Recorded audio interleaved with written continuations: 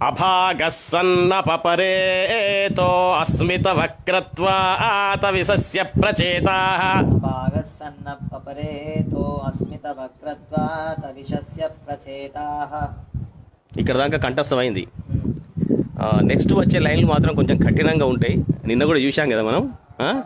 So అవి కొంచెం అభ్యాసం ఇంట్లో చేయాలి, చేస్తేనే వస్తుంది. ఏదైనా కూడా జీవితంలో సాధించాలి అంటే చాలా చాలా కఠోరమైన తపస్సు అంటే సాధన చేస్తేనే మనం దాన్ని సాధించగలుగుతాం.